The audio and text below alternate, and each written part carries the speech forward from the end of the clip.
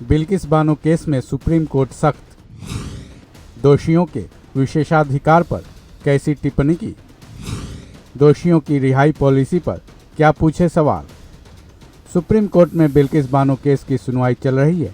इस सुनवाई के दौरान सुप्रीम कोर्ट बेहद सख्त दिखी, क्योंकि सुप्रीम कोर्ट ने बेहद कड़े लहजे में दोषियों के विशेषाधिकार पर बड़ी टिप्पणी की। सुप्रीम कोर्ट ने कहा है कि दोषी एक जैसा नहीं होता है, कुछ लोग दूसरों के मुकाबले विशेषाधिकार वाली स्थिति में होते हैं। दरअसल सुप्रीम कोर्ट बिल्किस बानो के दोषियों और उनके परिवार की हत्या करने वालों के बारे में ये बातें कहीं। बिल्किस बानो केस की सुनवाई सुप्रीम कोर्ट की दो जजों जस्टिस बीबी नागरत्ना और जस्टिस उज्ज्वल भुयान की बेंच में चल रही है, जिसमें इस मसले पर सुनवाई चल रही है कि गुजरात सरकार के पास क्या समय से पहले रिहाई का अधिकार है भी या नहीं। बिल्किस बानो केस की सुनवाई के दौरान सुप्रीम कोर्ट की बेंच ने कहा कि इस केस के दोषी उनके साथ अपनी तुलना नहीं कर सकते, जो अपनी सजा की पूरी अवधि में पैरोल पर कभी जेल से बाहर ही नहीं गए।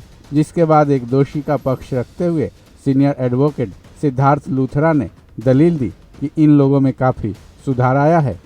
इतना ही नहीं, जेल में भी इन लोगों का व्यवहार काफ़ी अच्छा था। उसके बाद लूथरा ने सुधार का मौका देने के सिद्धांत को आधार बनाते हुए उनकी रिहाई को सही ठहराने की दलील दी।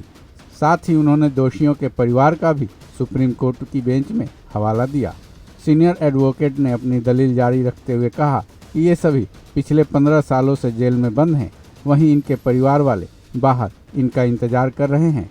किसी भी इंसान के लिए जेल के भीतर पूरी जिंदगी गुजार देना बेहद कठिन होता है। लूथरा ने दलील दी कि जैसा कि इनके परिवार वाले चाहते थे कि वो जेल से बाहर आएं और सुधरे हुए इंसान की तरह जिंदगी बिताएं।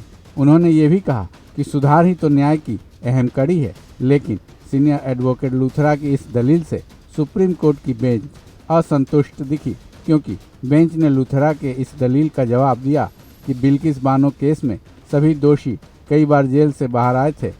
वहीं कुछ कैदी ऐसे होते हैं जिनको किसी दूसरे के मुकाबले ज़्यादा अधिकार मिलता है, जो कि इस केस का एक अहम बिंदु है और हम इसी पर बात करना चाहते हैं।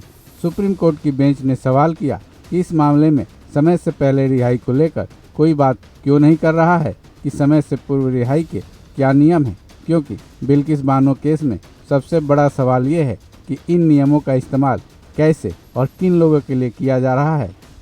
जिसके बाद लॉयर लूथरा ने अपनी दलीलें आगे बढ़ाई। इस खबर में बस इतना ही। बाकी अपडेट्स के लिए जुड़े रहें वन इंडिया हिंदी के साथ।